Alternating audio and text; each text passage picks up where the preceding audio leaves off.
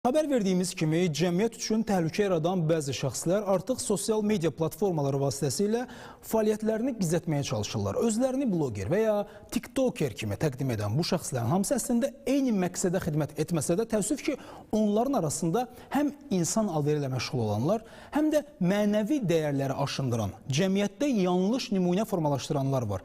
Və bugün sosial mediada populyarlıq qazanan hər kəsin cəmiyyət üçün faydalı olduğu düşüncəsi artıq özünü doğrultmur. Əksinə, bəzi hallarda bu platformalar cinayətkar fəaliyyətlərinin pərdələnməsi, insanların aldadılması və istismar üçün alətə çevrilməsi deməkdir və elə isə sual yaranır. Sosial mediada fəaliyyət göstərənlərin məsuliyyəti harda başlayır və harda bitir? Kimlər doğrudan da cəmiyyətə töhfə verir və kimlər bu adı sadəcə örtük kimi istifadə edirlər? Elə indi biz bu mövzunu müzakirə edəcəyik. Bizimlə birbaşa bağlantıda millət vəkili Günay Ağamalı var. Günay xanım, axşamınız xeyir olsun.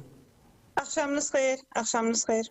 Günay xanım, biz son bir həftə və yaxud son 2 həftəyə baxsaq, heç xoşa gəlməz halların sosial media vasitəsilə yaşadığımızı artıq deyə bilərik. Çünki ilk növbədə Nizami Kino Mərkəzində Leylandao School'unun məktəbinin şagirdlərinin məhz qrafiti məsələsi var idi və orada qeyri-etik bir ifadələr və qeyri-etik təsvirlər çəkilmişdi və daha sonra məlum oldu ki, nəinki orada, Bakının müxtəlif ərazilərində onlar bunu həyata keçiriblər və bu ümumiyyətlə ənənəvi qrafiti sahəsindən də çox uzaqda olan bir şeydir və ümumiyyətlə Azərbaycana xas, Azərbaycan mədəniyyətinə xas olan bir şey deyildi. Ardınca biz şahidi olduq ki, Bakı bulvarında, həm də biz nəzərə alsaq ki, şəhərsalma forumuna hazırlaşırıq. Bakı bulvarında bir neçə blogerin və tiktokerin güllərin içərisində foto çəkdirmək adı altında o gülləri əzməsinin şahidi olduq və sosial şəbəkələrdə də bu video yayıldı və ictimai qınaq da çox güclü oldu bu mövzuda. Və ardınca biz dünən həm də 2 tiktoker xanımın və ya bir xanım, bir kişi, onların qadın alveri ilə məşğul olmaq məsələsi ortaya çıxdı və bu artıq həyəcan siqnalı deməkdir.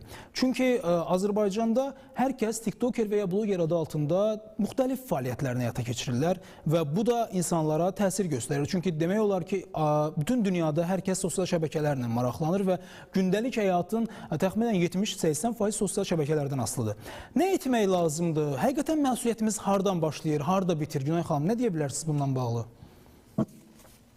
Sadaladığınız hər üç mövzu Elcan bəy çox ürək ağrıdıcı məsələlərdir. Belə ki, istər deməli Azərbaycanın mədəni, tarixi deyərdim ki, bir məkanının müxtəlif cizgilərlə deyərdim yazılması və yaxud pozulması, hətta daha doğrusu deyərdim görüntüləri çox təəssüf doğurur. Bununla bağlı təbii